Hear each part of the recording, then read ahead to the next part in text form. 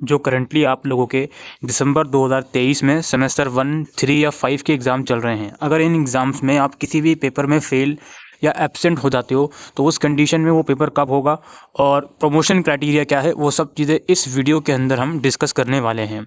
सबसे पहले हम बात करेंगे एनईपी के अंदर जो सेमेस्टर 1 और सेमेस्टर 3 में स्टूडेंट आते हैं। अब आपको सबसे पहले कुछ प्रमोशन रूल जो हैं वो समझने पड़ेंगे, यानी कि फर्स्ट ईयर से सेकेंड ईयर में और सेकंड ईयर से थर्ड ईयर में जाने के लिए प्रमोशन रूल क्या हैं। तो प्रमोशन रूल ये कहते हैं कि आप लोगों को अगर फर्स्ट ईयर से सेकंड ईयर में जाना है तो सेमेस्टर 1 और 2 को मिलाकर आप लोगों को 50% पेपर क्लियर करने होंगे। सिमिलरली अगर आपको सेकंड ईयर से थर्ड ईयर में जाना है तो आपको सेमेस्टर 3 और 4 को मिलाकर 50% सब्जेक्ट क्लियर करने होंगे।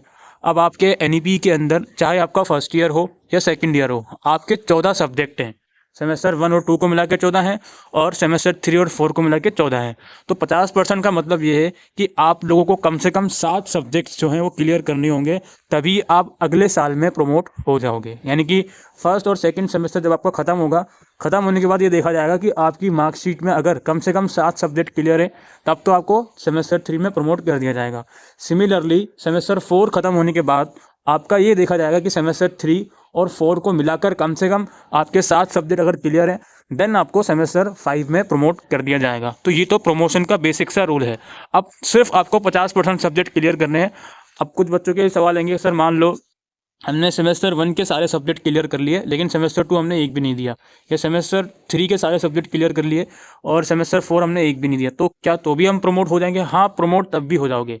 आप 50% सब्जेक्ट का क्राइटेरिया पूरा कर रहे हो तो आप प्रमोट हो जाओगे। नाउ अब इस बात को समझिए, आप प्रमोट हो गए, आपने कंडीशन फुलफिल कर ली, देन आप नेक्स्ट ईयर में प्रमोट हो जाओगे और जो आपका ईआर एग्ज़ाम होगा वो आपको देना ही पड़ेगा। ऐसा नहीं है कि प्रमोट हो गए तो जो बच्चे ईआर वाले हैं वो नहीं देंगे। जैसे फॉर एग्जांपल आपके 14 में से 9 सब्जेक्ट्स क्लियर हो गए लेकिन भाई 5 सब्जेक्ट्स तो बचे हैं ना, तो वो 5 सब्जेक्ट आप नेक्स्ट ईयर के साथ दोगे, एग्जाम विद नेक्स्ट ईयर। ऐसा नहीं है कि जिन सब्जेक्ट में आप फेल नहीं हो उनमें आपको छूट मिल जाएगी। तो इस भ्रम में बिल्कुल भी मत रहिएगा।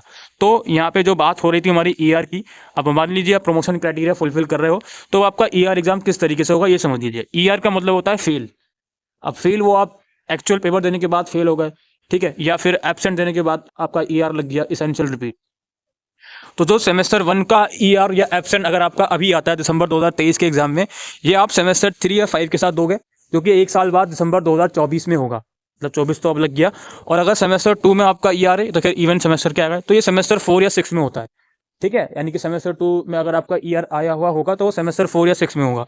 और सेमेस्टर 3 जो बच्चे अभी एग्जाम दे रहे हैं, आपका अगर ईआर आ जाता है तो ये आप सेमेस्टर 5 के साथ दे सकते हो। सिमिलरली सेमेस्टर 4 वाले ईआर बच्चे सेमेस्टर 6 के साथ देते हैं। और सेमेस्टर 5 और सेमेस्टर 6 में अगर आपका ईआर आता है, सेमेस्टर 5 में ईआर है आपका तो एक साल के बाद दिसंबर में वो पेपर दोगे। सेमेस्टर 6 में अगर आपका ईआर है तो उसको भी एक साल के बाद मई जून सेशन में वो पेपर आप दोगे।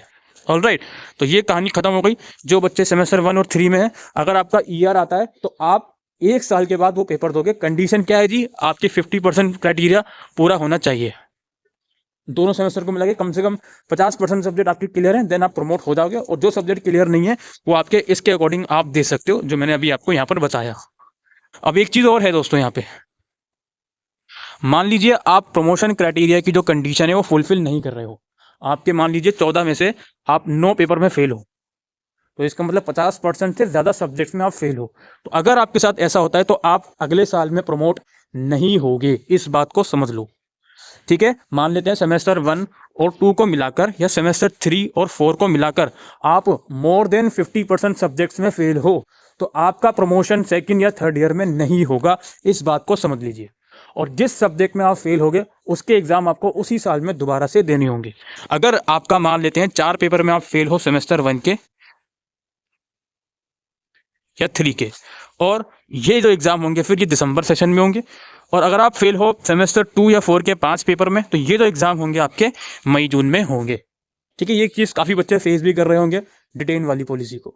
तो ये सारा एनईपी का सारा कच्चा चिट्ठा है जो मैंने आपको समझा दिया कि अगर ईआर आता है तो वो पेपर कब होगा और कब नहीं होगा।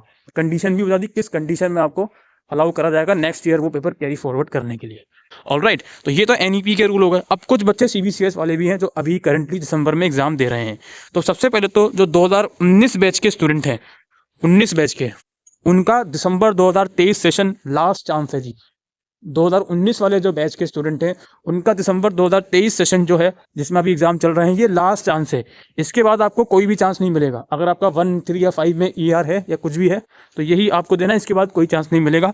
अनलेस यूनिवर्सिटी हो सकता है कोई स्पेशल चांस आप लोगों के लिए लेकर आ जाए तो अलग बात है, अदरवाइज कोई चांस आपको नहीं मिलेगा। 5 साल का स्पेन पीरियड होता है जो आपका मई जून 2024 तक कंप्लीट हो जाएगा।